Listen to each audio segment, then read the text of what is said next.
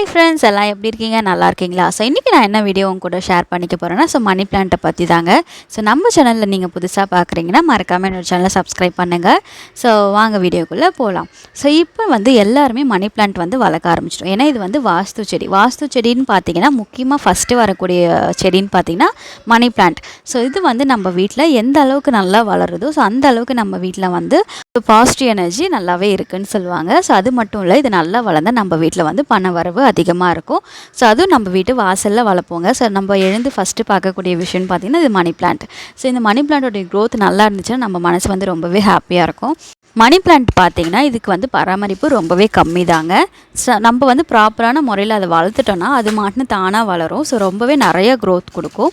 So நிறைய பிரான்ச்சஸும் வரும். So அதுக்கு நீங்கள் 2 மெத்தட் ஃபாலோ பண்ணலாம். ஸோ இதில் நான் 2 மெத்தடுமே சொல்லியிருக்கேன். ஸோ அதில் உங்களுக்கு எந்த மெத்தட் யூஸ்ஃபுல்லாக இருக்கும்னு நினைக்கிறீங்களோ அதை நீங்கள் பயன்படுத்திக்கலாம்.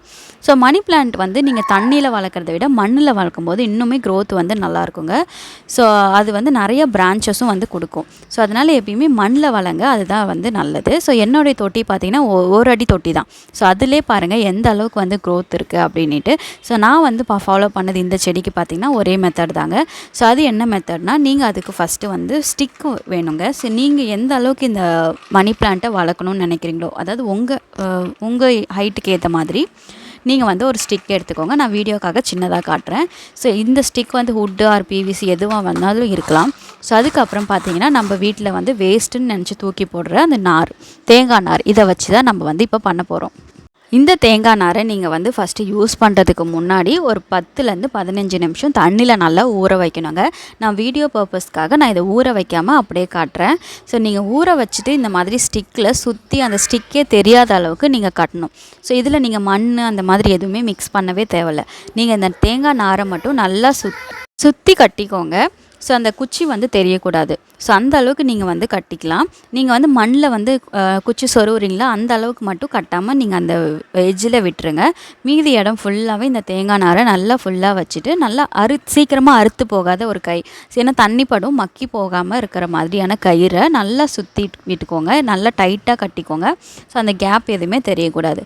ஸோ இந்த தேங்காய் நார் பார்த்திங்களா அந்த வேர் நல்லாவே பிடிச்சிக்கும். ஸோ பிடிச்சிக்கிச்சினாலே போதுங்க. ஸோ ஏன்னா அந்த மணி பிளான்ட்டில் ஒவ்வொரு இலைக்கு கீழேயும் இருக்க வேர் இருக்குது. ஸோ அந்த வேர் நல்லா ஸ்ட்ராங்காக பிடிச்சிக்கிட்டாலே அந்த செடியோடைய க்ரோத் நல்லா சூப்பராக இருக்கும். ஸோ அதுக்கான ஒரு சப்போர்ட்டை தான் இப்போ நம்ம ரெடி பண்ணிகிட்ருக்கோம். இந்த ஒரு விஷயத்தை மட்டும் நீங்கள் பண்ணாலே போதுங்க மணி பிளான்ட்டுக்கு. ஸோ அந்த மணி பிளான்ட் நல்லாவே க்ரோத் கொடுக்கும். ஸோ நீங்கள் கண்டிப்பாக ட்ரை பண்ணி பாருங்கள். நிறைய சூப்பரான ரிசல்ட் கிடைக்குங்க. நான் இந்த ஒரு விஷயத்தை மட்டும்தான் அந்த பிளான்ட்டுக்கு பண்ணேன். ஸோ என்னுடைய செடி பார்த்திங்கன்னா நல்லாவே க்ரோத் கொடுத்தது. எனக்கு நிறைய இம்ப்ரூவ்மெண்ட் இருந்துச்சுங்க. ஸோ நீங்களுமே ட்ரை பண்ணி பாருங்கள். ஸோ இப்போ சப்போஸ் என்னால் இதெல்லாம் செய்ய முடியாது, டைம் இல்லைனா இதெல்லாம் ஆன்லைன்லேயே கிடைக்குது. ஸோ நான் வீட்லேயே எளிமையான முறையில் எப்படி பண்ணலாம் அப்படின்றதுனால தான் நான் இந்த மாதிரி சொன்னேங்க. ஸோ ஃபஸ்ட்டு நான் இது எல்லாத்தையுமே கட்டி வச்சுட்டு ஸோ அந்த வேர் பிடிக்கிறதுக்காக மணி பிளான்ட்டை நான் கயிறு வச்சு கட்டிட்டேன். அதுக்கப்புறம் பார்த்திங்கன்னா அந்த வேர் பாருங்கள் நல்லாவே அந்த நார் உள்ள நல்லா இறங்கிடுச்சு. ஸோ அதுக்கப்புறம் வளர்ந்தது தாங்க இந்த செடி. நல்லா சூப்பரான இம்ப்ரூவ்மெண்ட் இருந்துச்சு. அந்த தண்டு கூட பாருங்கள் ஒரு சுண்டி விரல் சைஸ்க்கு நல்லாவே ஸ்ட்ராங் ஆகிடுச்சு.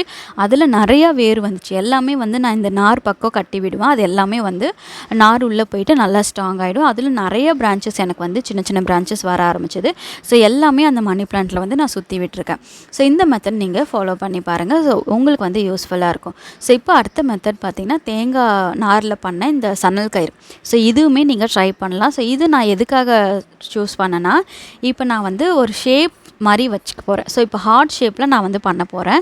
ஸோ அதுக்காக தான் நான் இந்த தேங்காய் நார் எடுத்திருக்கேன். ஏன்னா இதில் நீங்கள் தேங்காய் மட்டையை கட்டினீங்கன்னா ஸோ ஷேப் தெரியாது, அசிங்கமாக இருக்கும்.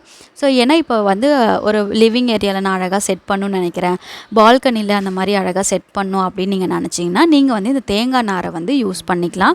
ஸோ இதை நல்லாவே தண்ணியில் ஒரு 15 நிமிஷம் நல்லா சோக் பண்ணிவிட்டு ஸோ அதுக்கப்புறம் நம்ம கட்ட ஆரம்பிக்கலாங்க.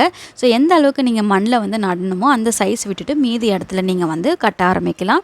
ஸோ ஒரு லேயர் இல்லைங்க, 2 லேயர் கட்டணும். அப்போ தான் அந்த வேர் நல்லாவே ஸ்ட்ராங்காக இறங்கும். ஸோ அந்த ஃபஸ்ட்டு எஜ்ஜில் மட்டும் நல்லா எக்ஸ்ட்ரா ஒரு நூல் போட்டு நல்லா கட்டிக்கோங்க, அது கழலாமல் இருக்க. ஸோ அதுக்கப்புறம் நீங்கள் கட்டினதுக்கப்புறமா நீங்கள் முடிய அந்த எஜ்ஜில் நீங்கள் அடுத்த கயிறை ஜாயின் பண்ணி அழகாக நீங்கள் சுற்றிக்கோங்க. ஸோ 2 லேயர் சுற்றிக்கோங்க, அதுதான் நல்லாயிருக்கும். கை வலிச்சுது எனக்கு. ஸோ அதனால தான், வேறு ஒன்றும் இல்லை. ஸோ ஃபஸ்ட்டு நான் வந்து ஃபுல்லாகவே ஒரு லேயர் சுற்றிட்டு உங்ககிட்ட காட்டுறேன். ஸோ எப்படி இருக்குன்னு பாருங்கள். ஸோ இப்போ பார்த்தீங்கன்னா நான் வந்து ஒரு லேயர் ஃபுல்லாகவே வந்து சுற்றி முடிச்சிட்டேன்.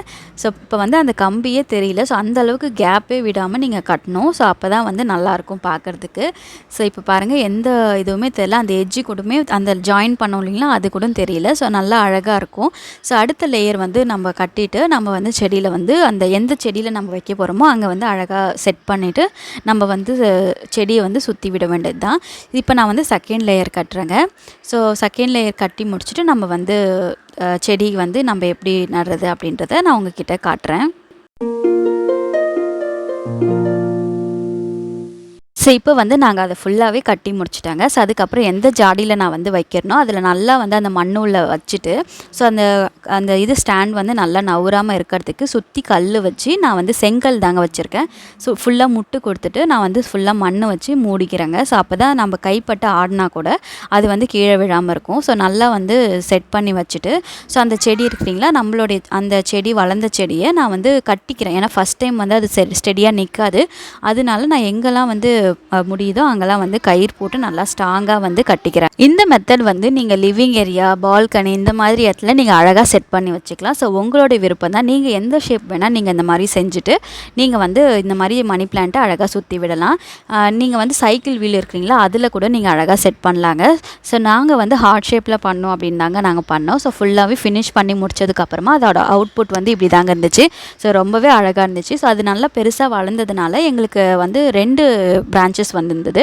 ஸோ அதனால் இது இந்த பக்கம் ஒன்று, இந்த பக்கம் ஒன்று அப்படின்ட்டு 2 பக்கமும் ஏற்றி விட்டோம். ஸோ ஃபுல்லாகவே ஃபினிஷ் பண்ணி முடிச்சிட்டோங்க. ஸோ இதோடைய க்ரோத் வந்து நல்லா வளர்ந்ததுக்கப்புறம் நான் கூட ஷேர் பண்ணிக்கிறேங்க. ஸோ இந்த வீடியோ உங்களுக்கு கண்டிப்பாக யூஸ்ஃபுல்லாக இருக்கும்னு நினைக்கிறேன். ஸோ அழகாக செட் பண்ணிவிட்டு நாங்கள் படிக்கட்டிலேருந்து ஏறி வரும்போது என்ட்ரன்ஸில் அழகாக வச்சுட்டாங்க. ஸோ இந்த ஐடியா உங்களுக்கு பிடிச்சிருந்தா கண்டிப்பாக கமெண்ட்ஸில் சொல்லுங்கள். ஸோ தேங்க்ஸ் ஃபார் வாட்சிங் திஸ் வீடியோ அண்ட் மறக்காமல் என்னோட சேனலை சப்ஸ்கிரைப் பண்ணுங்கள். தேங்க்யூ.